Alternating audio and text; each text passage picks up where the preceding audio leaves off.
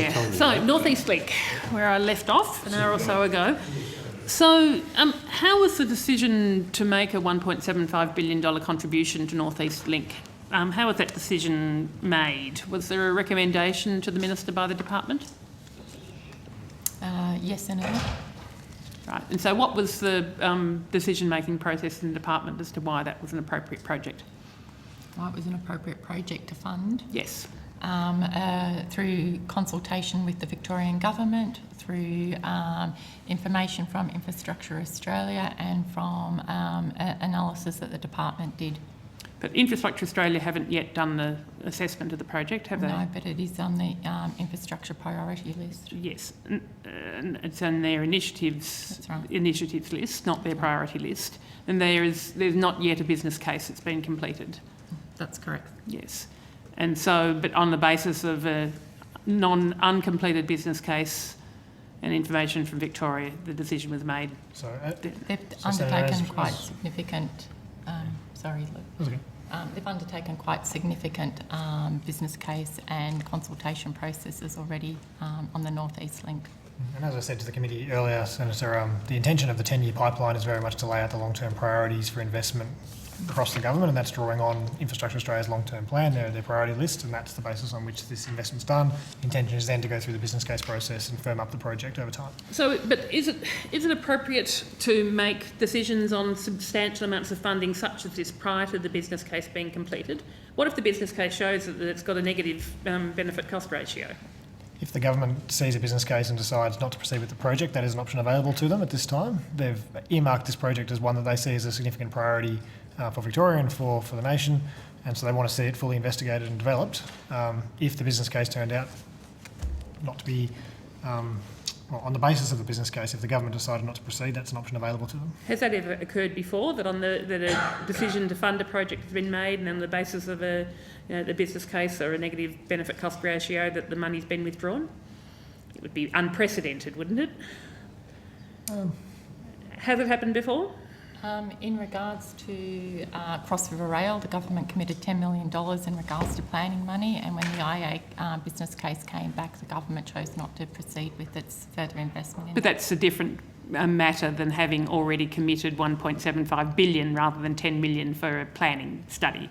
Once you've made a commitment of $1.75 billion, it's very hard to draw back, isn't it? These commitments, all the commitments in the infrastructure pipeline that was announced at budget, are subject to a number of conditions, and those conditions include matched funding from the state government. They include a full IA business case assessment.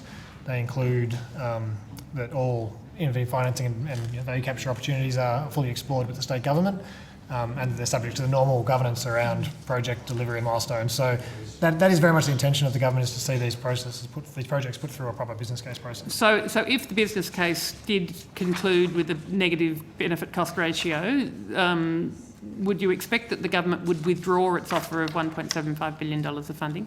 It would be a matter for the government, Senator, at that point, and it would depend very much, I think, on the nature of the findings in the business case, whether there are alternatives to pursue from that point on.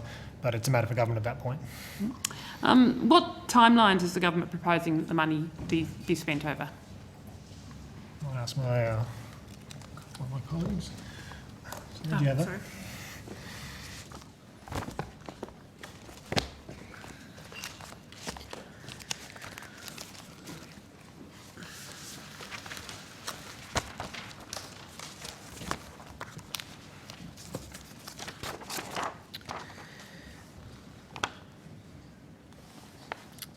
Senator, there's 50 million profiled in 1920, 50 million in 2021, 100 million in 21-22, taking that to 200 million over the forward estimates, and the rest of the funding of 1.55 is beyond the forward estimates.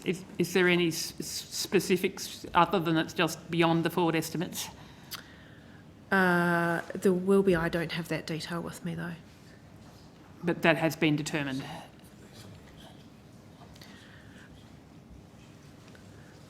From memory, Senator, I think it goes out to around, the expectation at this stage is that the project funding would run out to around 2025, with the majority in the couple of years before that.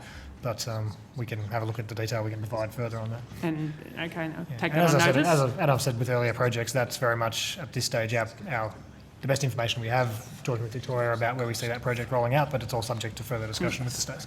But at the moment, there is an indicative itemised year-by-year schedule. Correct. And so you're happy to take that on notice Correct, to sir. supply that. And associated with that, will there be milestones that the Victorian Government will need to meet? There will, subject to the further business case and further discussion with negotiation with the states, yes. Well, can you tell me what those milestones are now, or you have to So take we don't have those milestones yet. We have to go through the process of negotiating with the state around those milestones. Okay. In other projects, I noticed in the budget we've still got a nod in the budget to a couple of the coalition's sort of pet roads of the East-West Link and the Perth Freight Link, both of which were rejected at state elections. So neither of these projects are ready to go, and there's currently no current proponent of them, is there? That's correct, Senator. Yes. So, given that the current state governments aren't proposing to build these roads, is the federal government doing any work on progressing on them? Not at the moment, Senator. So, why is the money still sitting there then? We haven't got a proponent, we haven't got the federal government doing any money. It's a government commitment that, subject to any future government wanting to build those roads, and the government's put their funding commitment still there, Senator. And Senator, also those projects are also, I believe, also on IA's priority list as well. As initiatives. As initiatives, yes, they're on the priority list. And sorry, I'll leave it there. That's Well, I mean, but the East-West Link, the business case for the East-West Link had a negative benefit-cost ratio. So why is it still, given good practice and good planning, why is it still there as a funding commitment from government? That's a matter for government. as Ms Hall said, that's a government commitment. Is it a recommendation of the department that it should stay on the list? Has the department given a recommendation to the minister as to the appropriateness of a project that had a negative benefit-cost ratio staying on the list? Staying in the budget as a contingency? We have provided advice on the full range of pipeline projects to government. I think both those, based on the IA assessment and the work of the department, both of those if you like, problems in those areas. There is a congestion problem on that corridor within Victoria, and certainly we still think that there is a need to address that over time, as is in Perth. So we've provided advice But along those there are lines. many ways of dealing with congestion, as the questions I was going to put to Infrastructure Australia, and which I will hopefully be able to do tomorrow. I mean, indicative that the best way of dealing with congestion is to improve your public transport networks, and that even with building these roads, you're going to still end up with congestion. So, and given that's the case, given we've got a negative benefit-cost ratio, yeah, they interact together. Senator, you might want to raise those two projects with IA when you... Yes, I intend to. I missed out on that opportunity to do so today. I hope to be able to do that tomorrow. I'm pretty So, I certain... mean, isn't keeping those projects on the books basically just purely politics, trying to wedge state governments, which are the opposing party, creating uncertainty? That's an unfair question. And I'm not going to allow that. You phrase it differently. You want to... You cannot do that. That's crazy. Well, look, I'll leave it with that, given that I've got 7 minutes to go. In the government's Stronger Growth to Create More Jobs budget document, it was stated that there'd be a $75 billion infrastructure program over the next decade. So are you able to break down for me how that $75 billion will be allocated across different projects and across different programs? There's a lot of detail in that, Senator. It may be best to take it on notice if possible. So you've got the detail here. Yes, I mean, given the time, would you be able to table it perhaps so that it's not taken on notice and not provided until 2 days before next estimates? Just let me check. I just want to check, Senator, what we have and what we don't have and whether it answers your question in full. Can you, 1 second?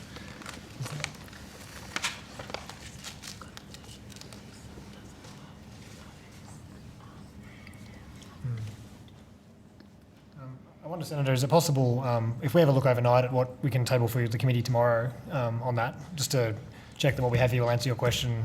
That would be if that's great. possible. And then we, once we've looked at that, then take the rest on notice. And on also, could you look at, I mean, using the same criteria as to what's counted under that $75 billion, would it be possible to look retrospectively as to get a breakdown over the last decade as to sort of what projects from say 2008 have been spent? There'd be quite a lot of work involved in that centre, so we wouldn't be in a position to provide that tomorrow. We could have a No. look at what we could do over time, but there's quite a bit of work involved in pulling Okay, that but you together. would be able to take that on notice. I just want Yes. to compare about that 75 billion forward, looking forward, compared with what's being spent in equivalent projects over the last decade. And also then, and what percentage of government expenditure, what that spending would be over the decade. Yep, and We can have a look, Senator. and matched up as a percentage of government expenditure for each year over the decade. So we'll be able to look at broad categories, trying to break down, Yep. at a very discrete, minute level across the whole 10-year history will be quite difficult, obviously, but we'll see what we can do at a high level in broad Okay. categories. All right, so I've got